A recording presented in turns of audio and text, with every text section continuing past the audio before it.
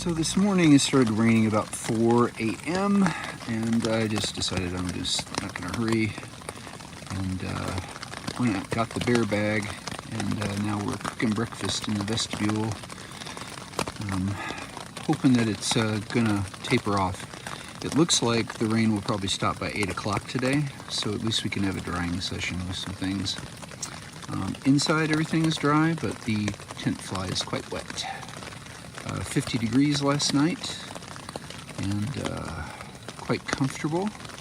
A little breeze coming through, and later today we're supposed to have high wind warnings. And the goal today is 22 miles, so we'll see how that goes. It was a mess packing up in the rain,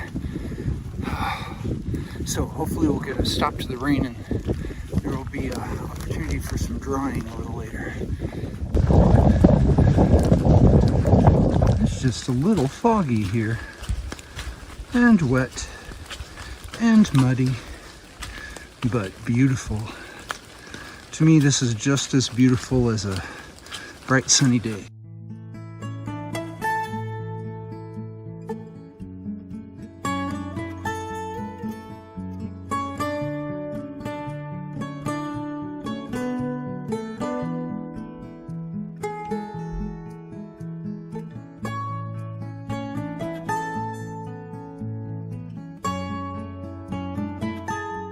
I bet there are sometimes some great views up here, but right now we're on top of a ridge, and we're also on top of a big windy cloud. Guess we'll top out up there.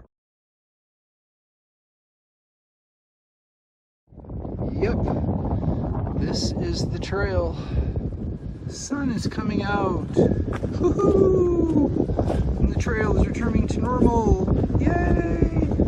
Okay, so Howard's Rock was no joke, especially with all the wet, slippery rocks and the rocks scrambling. A couple times I had to throw my poles down ahead of me and clamber down.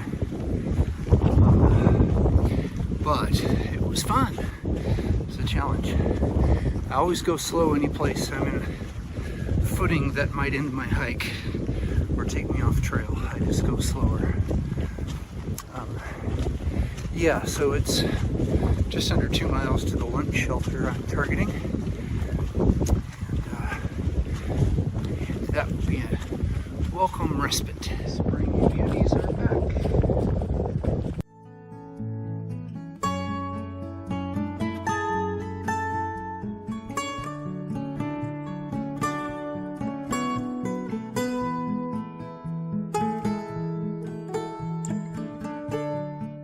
Okay, just had a nice lunch break here at the Jerry Cabin shelter. There's another shelter in 6.4 miles and then one in a lot more. So we'll see how far we want to go today. I did get a reservation at the hostel. It would be about a 10-mile walk from the next shelter tomorrow. And that would let me, I'd walk through half of the worst rain, but I wouldn't have to camp in it afterwards, and my stuff would be dry starting out from there. So, depending on how today goes, I'll either cancel that reservation and keep going, or I'll decide it's for the best. And a surprise meadow. Very neat.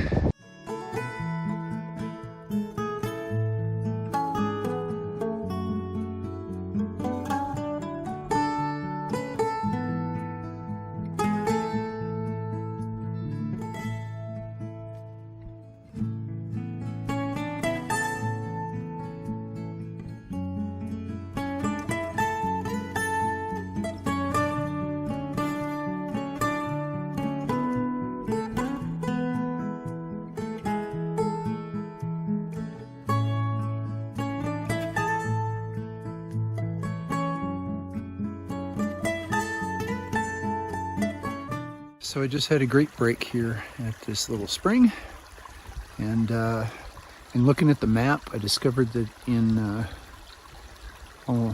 just under 6 miles, there's a little side path that goes to a little known bunkhouse.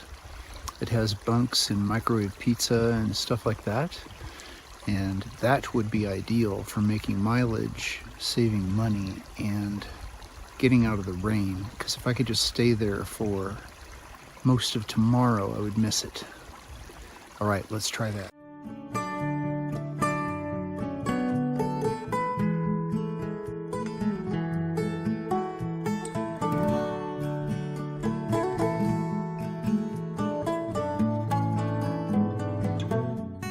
It's 3:30 and I made it to the Flint Mountain Shelter. This is going to be my fallback if it was just super miserable, but I'm going to try to go on, see if I can find that bunkhouse.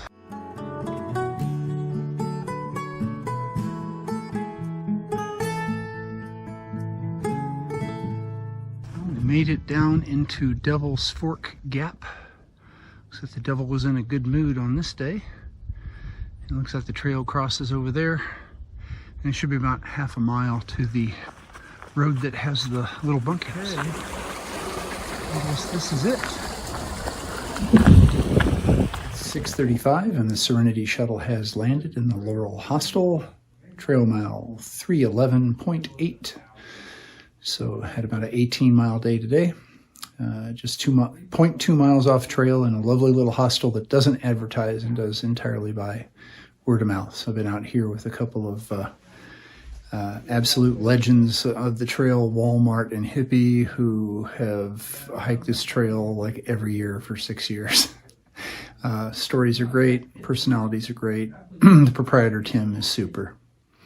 Today was a cold, wet one to start, and the mud, the rocks, the weather all kind of held me up, and I had to stop and try to half dry things out.